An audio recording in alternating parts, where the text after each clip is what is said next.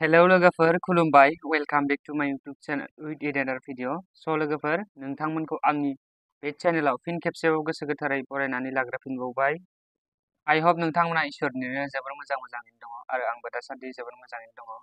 हरखाबै आं भिडिअ लाबोनायनि जाहोनानो जाहैबाय जों साफ्रोमबो स्टुडेन्टसफ्रानो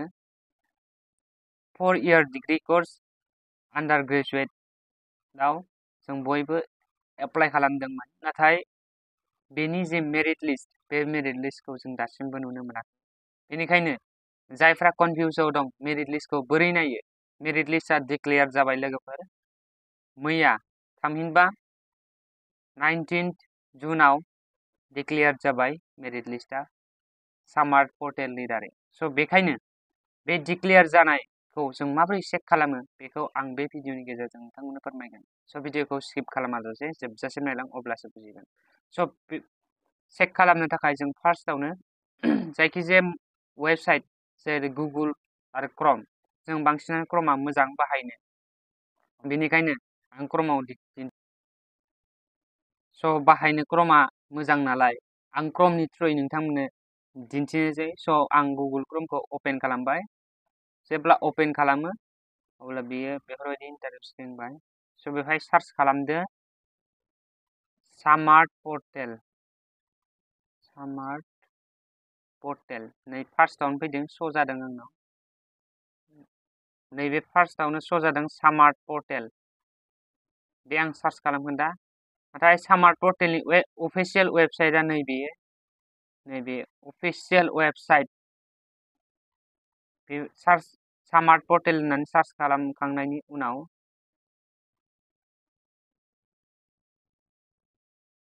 सामार्ट पर्टेल होनना सार्च खालामखांनायनि उनाव बे सामार्ट पर्टेल जि फैदों सामार्ट पर्टेल होननानै सार्च खालामना हो अब्ला बेफोरबायदि इन्टारफेस फैगोन आरो बेवहाय फार्स्टनि जि सामार्ट पर्टेलनि जि वेबसाइट फैदों बे वेबसाइटआव क्लिक खालामना हो फार्स्टनियाव बेवहाय आं क्लिक खालामना होबाय क्लिक खालामखांनायनि उनाव बेफोरबायदि इन्टारफेस फैबाय सामार्ट पर्टेलनि इन्टारफेसखौथ' नोंथांमोना मिथिखागौ आरो बेवहाय थांनानै डेस्कटप साइटखौ अन खालामनानै ला लोगोफोर डेस्कटप साइटखौ अन टिक मार्क होनानै लाबानो जाबाय स' बेनि उनाव दानिया फैदो प्रसेसखौ आं दिन्थिनोसै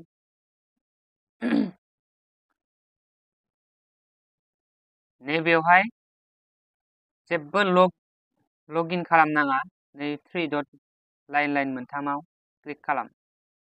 नुवाखैबा आं देखायफिनना होनि खनसे नैबे लाइन मोनथाम दंना बे लाइन मोनथामाव थुना हो थुबाय थुखांनायनि उनाव बेवहाय गोबां अपसन ओंखारबाय गोजौआव भेकेन्सिनि गोजौआव बेहाय मोनसे अपसन नुदों जानो हागौ बे अपसनानो जाहैबाय मेरिट लिस्ट बे मेरिट लिस्टआव थुना हो नैबे मेरिट लिस्टआव थुनाय लोगो लोगोनो बेफोरबायदि इन्टारफेस फैबाय मेरिट लिस्ट 1 नै बेवहाय पाब्लिश जाबाय मेरिट लिस्ट पाब्लिश बाय कलेज पाब्लिश जाबाय मेरिट लिस्टआ स' बेनिखायनो फार्स्टआव जों इन्स्टिटिउटनि नेम होनांगोन जोंना मानि आन्दाराव दङ आं फार्स्टआवनो नायना देखायनि सालबारि कलेजनिखौ स' बड'लेण्ड इउनिभारसिटिनि आन्दाराव स' बड'लेण्ड इउनिभारसिटिखौ क्लिक खालामबाय बेनि उनाव सेकेन्डआव जों सेलेक्ट खालामनांगोन कलेज बेखाय आं सार्च खालामबाय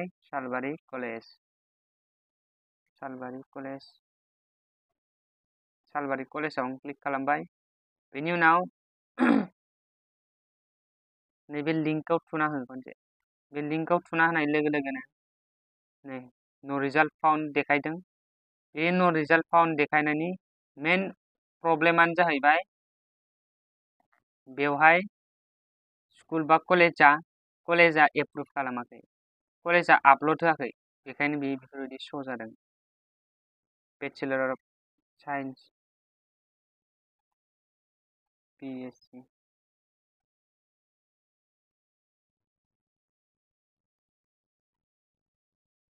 साइन्स एन्ड फेकाल्टि होननायाव जों क्लिक खालामनांगोन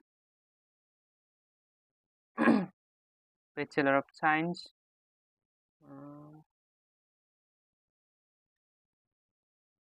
फेकाल्टि साइन्स एन्ड टेक्न'लजि नै बेहाय क्लिक खालामदो। बेहाय क्लिक खालामखांनायनि उनाव बेयावबो नै नो रिजाल्ट फाउन्ड देखायदों। नो रिजाल्ट फाउन्डआ मानि थाखाय देखायदों? बेखौ कलेजआ एप्रुभ खालामाखै लोगोफोर। बेखायनो बेफोरबायदि श' जादों।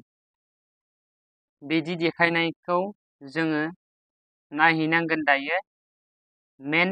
कलेजनि वेबसाइटआव जों सार्च खालामनानै देखायनि सालबारि कलेज। बे सालबारि कलेजनि मेन वेबसाइट कलेजनि वेबसाइटआव हाबबाय।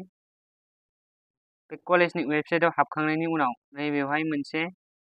आपडेट फैयो निउस एन्ड आपडेट्स नै एडमिशन नटिस।